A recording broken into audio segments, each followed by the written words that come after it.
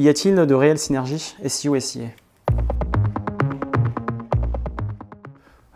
C'est un peu la licorne que tout le monde cherche, mais qui n'a jamais finalement été craquée. Il y a des belles synergies à avoir, mais globalement, ça reste un sujet encore à travailler. C'est encore quelque chose où il y a encore tout à faire. Et c'est pas forcément. Il y a beaucoup de gens qui disent ben voilà, faut faire comme ça, comme ci, comme ça.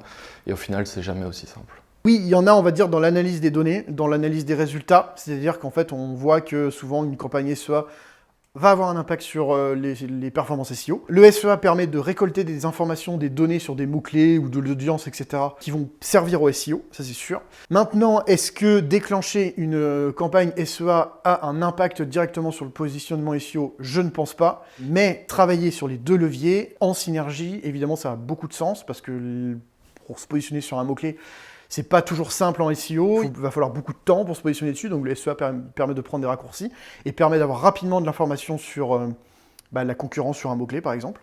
Alors j'ai envie de dire que oui, chez Ifen, on donne beaucoup d'importance sur cette partie-là, parce qu'en SEO, en fait, on va tout simplement se baser sur des outils à disposition de côté Google ou d'autres panels SEO. Par contre, en SEO, on va vraiment voir quelles sont les requêtes des internautes, avoir des infos sur la conversion. Donc je pense que oui, il y a une vraie synergie et l'objectif n'est pas juste faire du trafic, mais avoir un trafic qualifié. Il y a des synergies en SEO et SIA.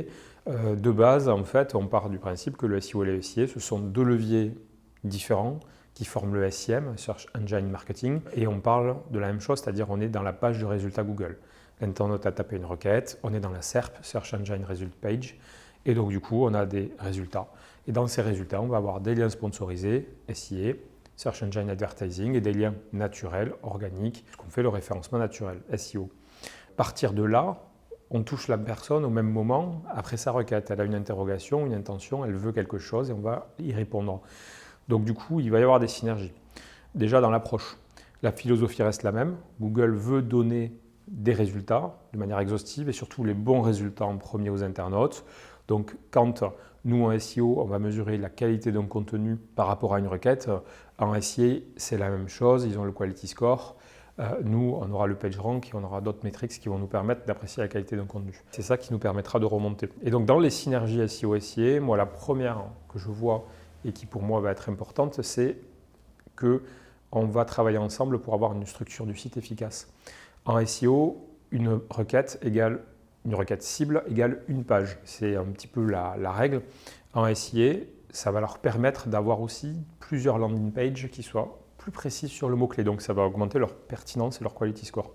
Donc du coup, il y a une vraie synergie où le travail d'architecture SEO pour développer une bonne structure de site va impacter positivement le quality score et les landing pages en SIA. Il y a d'autres synergies, il y en a plein, mais le SIA pour moi est un vrai laboratoire en fait SEO, dans le sens où quand en SEO on démarre, on va lister les requêtes cibles du site, les requêtes stratégiques, on va faire des analyses sémantiques, on a des données sur les volumes de recherche, le coût par clic estimé, le niveau concurrentiel, on peut en avoir plusieurs, mais le SIA va nous apporter aussi des datas sur la conversion, le potentiel business en fait de ces requêtes.